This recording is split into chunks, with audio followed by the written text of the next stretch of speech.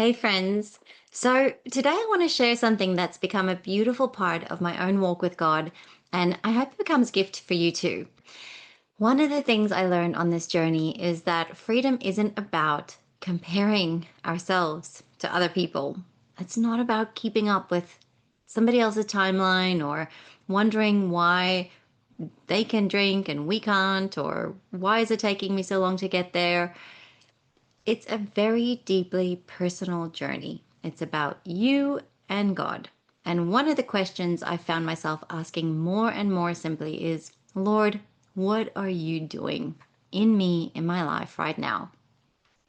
I love that question because it shifts our attention away from what everyone else is doing and back onto the work God is doing in our own hearts, in our own lives.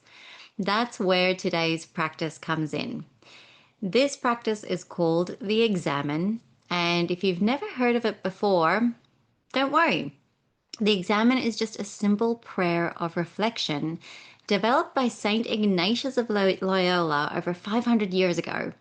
Christians have used it for centuries to review their day with gratitude, recognize God's presence, and become more aware of His gentle invitations. And today, I'd love to share an adapted version of this for our alcohol freedom journey. And it's not just another thing to achieve or check off your list, but it's a way, a practice of slowing down, either at the end of our day or if that didn't work for you in the next morning, reflecting back on the previous day and noticing God's presence and allowing Him to gently renew your mind. One of the things I love most about the Examen is that it moves us from self judgment to curiosity. Instead of asking, why did I fail again? We begin to ask, God, what are you doing in my life?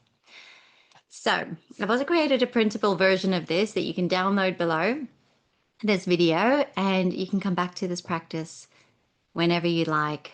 I would recommend daily, but see how you go. So there are 5 simple phases of this prayer, and the first one is gratitude.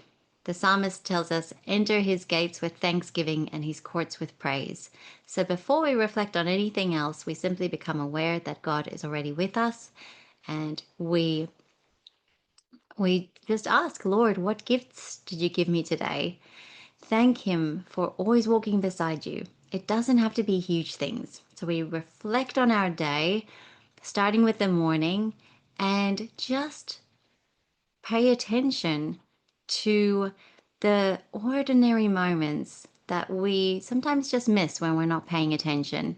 So maybe someone was kind to you or smiled at you. Maybe you really enjoyed your morning coffee, or you savored a beautiful sunset. You had a funny laughing moment with your children or with your family.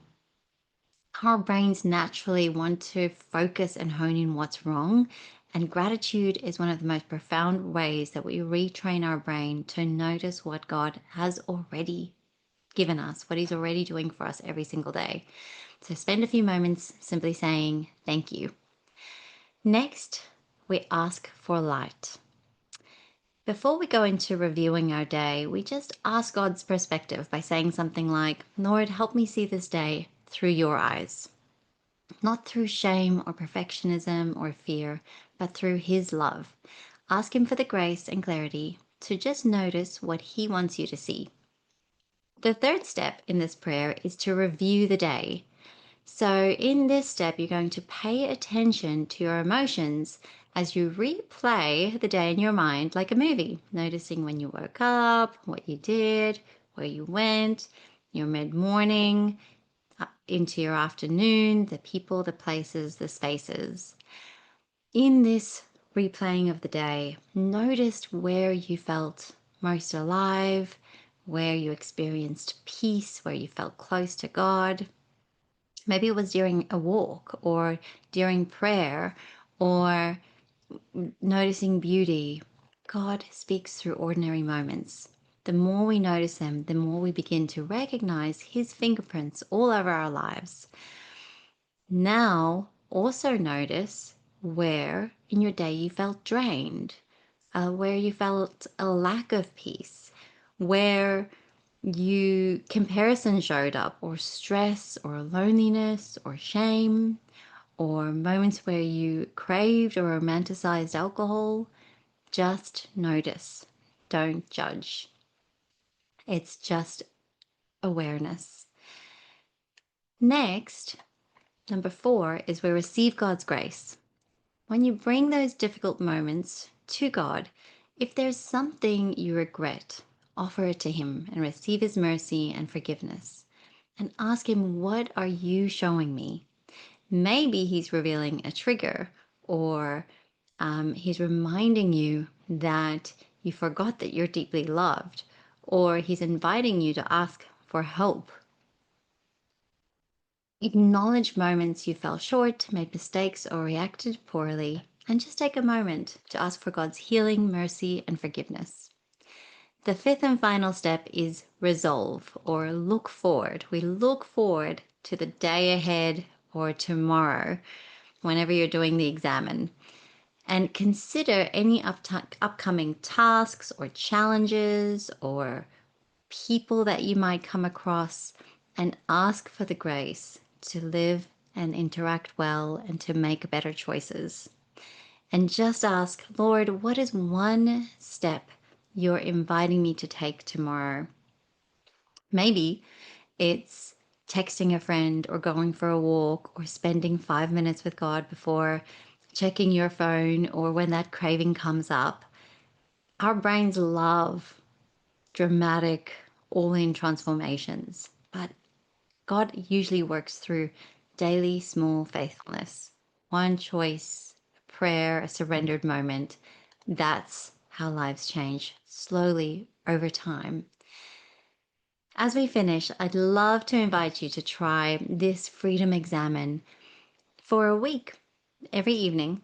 And if you find you turn to alcohol and were unable to do the examen, you could do it early the next day or first thing in the morning, reflecting on the previous day.